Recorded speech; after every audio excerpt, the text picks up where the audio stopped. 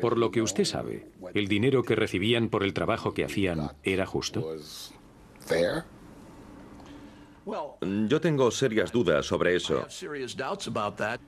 Una de mis responsabilidades era la aviación y en particular las operaciones en el Aeropuerto Internacional de Bagdad. El grupo que había conseguido el contrato para encargarse de la seguridad de las operaciones civiles en el aeropuerto nunca había llevado a cabo esa actividad en la historia de la empresa. De hecho, esa empresa en concreto, llamada Custer Battles, se creó después de recibir el contrato para cubrir la seguridad. Era una empresa totalmente nueva, sin experiencia alguna en el tema. Los términos y circunstancias en los que se concedió ese contrato huelen mal. Es una empresa dirigida por dos hombres muy jóvenes. Uno de ellos es algún tipo de exagente de la CIA. Uno se llama Custer, el otro se llama Battles.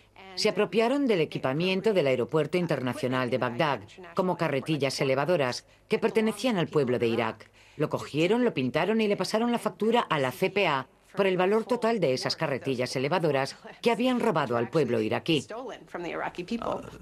Nuestro capitán bajó con una carretilla a la cámara acorazada del sótano y cogió $2 millones. Luego lo subió. Yo estaba en mi despacho y llamé a Custer y Battles. Entonces les sugerí que trajesen un saco de arpillera para llevarse los $2 millones. Hay una foto mía precisamente de ese momento. Esos millones se entregaron envueltos en una bolsa de plástico. $100.000 por envoltorio. Los llamábamos ladrillos. Jugamos un rato al fútbol americano con los ladrillos hasta que Custer y Battles llegaron con la camioneta. Era una gran partida de dinero en efectivo. Yo nunca había visto $2 millones en efectivo. ¿Qué se siente al jugar al fútbol americano con $2 millones? Fue emocionante. Lo hizo porque era emocionante. Uno se queda allí pensando si lo encontrarán, si darán con él, si coge uno de esos ladrillos, se lo mete en el bolsillo y sale tranquilamente por la puerta. ¿Cree que alguien sintió la tentación? Efectivamente, mucha gente sucumbió a la tentación del dinero. Lo cogieron y se marcharon con él. Hubo una investigación sobre este fraude que fue documentada. Y hubo también informadores que dieron un paso al frente. Y los tribunales estadounidenses los encontraron culpables de defraudar a los contribuyentes, de defraudar al gobierno. Custer y Battle apelaron la sentencia con una interesante defensa. Argumentaron que la CPA no es el gobierno de los Estados Unidos. El segundo juez falló a favor de la empresa. No es que no hubieran cometido los actos, sino que la CPA efectivamente no existía y no podía ser llevada a juicio. De modo que toda la estructura legal que se veía como una prolongación del gobierno estadounidense en Bagdad era en realidad un espejismo.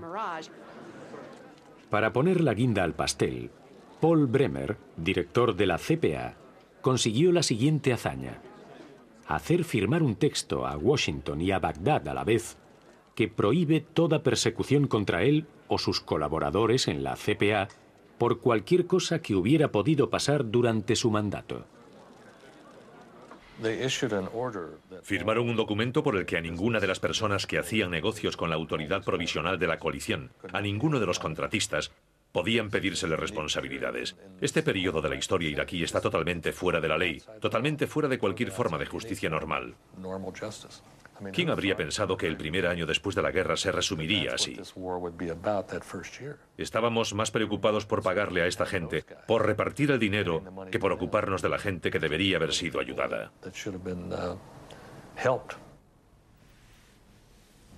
No puedo resistir la tentación de mostrarles un archivo. Una joya. Trata de Paul Bremer ante la prensa iraquí, que han acertado, denuncia la corrupción durante Petróleo por Alimentos. Casi un año después de la liberación empezamos a comprender el esquema de robo y corrupción que había detrás del programa Petróleo por Alimentos. Jamás deberá malgastarse la riqueza del pueblo iraquí en palacios y Ferraris. Nunca más deberá permitirse que arraigue una corrupción de tal magnitud. Damas y caballeros, el robo de las propiedades del gobierno es un delito especialmente odioso, porque las propiedades del gobierno son en realidad las propiedades del pueblo. ¿Y qué dice el informe Volcker sobre la desaparición de 6.800 millones de euros que provienen, recordémoslo, de la cuenta de petróleo por alimentos?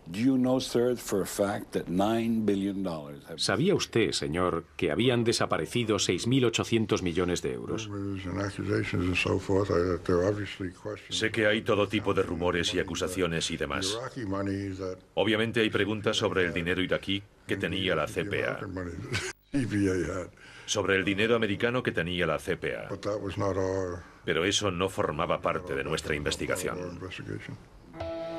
Bien, si sumamos el total de las sumas desviadas, 6.800 millones volatilizados, 15.000 millones para la UNCC, 190 millones de recargo por la venta de petróleo, 1.100 millones de acuerdos ilegales por los productos de primera necesidad, 27 millones por el informe Volcker, dinero que los iraquíes dejan de ganar, más de 23.000 millones de euros. Al recorrer el Oriente Próximo hemos oído más de una vez la palabra fachada. ¿Y saben qué quiere decir fachada? Simplemente corrupción. Cuando observamos el edificio de la ONU, constatamos que efectivamente ha servido de fachada a una corrupción perfectamente orquestada. ¿Pero orquestada por quién? Por todos los miembros de la organización, es decir, los 192 países del planeta, y por extensión, por todos nosotros. En cierta manera, la ONU ha sido censurada a veces por los errores de sus Estados miembros, es decir, los países del Consejo de Seguridad que han puesto en práctica este programa. Son esos países los que han decidido las reglas. Son esos países los que han aceptado dar a Saddam Hussein la posibilidad de elegir los países a los que vendía el petróleo o a los cuales compraba bienes humanitarios. De elegir su banco. De elegir su banco. Al final, todos los problemas que ha tenido el programa estaban latentes desde su puesta en funcionamiento por el Consejo de Seguridad. Fueron también los 15 miembros del Consejo de Seguridad que lo gestionaban quienes decidieron qué contratos se aprobaban y qué contratos se bloqueaban. Y en aquella época finalmente fue la ONU, el propio secretario general de la ONU, Kofi Annan, el más señalado. Aunque sin duda los estados tenían una parte de responsabilidad muy importante. Responsabilidad que no asumieron totalmente. Frente a mi hotel había un niño mendigo. Yo había adoptado más o menos al chaval. Entonces llegó el momento de abandonar Bagdad. Recorrimos en coche 50 metros. Giramos a la derecha y allí estaba este niño. Paré y salí. Se acercó a mí y de repente se cubrió la cara con las manos y empezó a llorar. Y yo también. Porque este niño representa para mí todo lo que podía haber evitado en este trágico caso, tan mal gestionado por las Naciones Unidas. Me pregunto dónde está hoy este niño. Espero que esté bien. Hoy ya no se habla de democracia, de los derechos del hombre. Se habla de si es posible estabilizar la situación. ¿Es posible conseguir un consenso entre los iraquíes en torno a una forma de poder? ¿Es concebible crear una dinámica política? ¿Sobrevivirá Irak?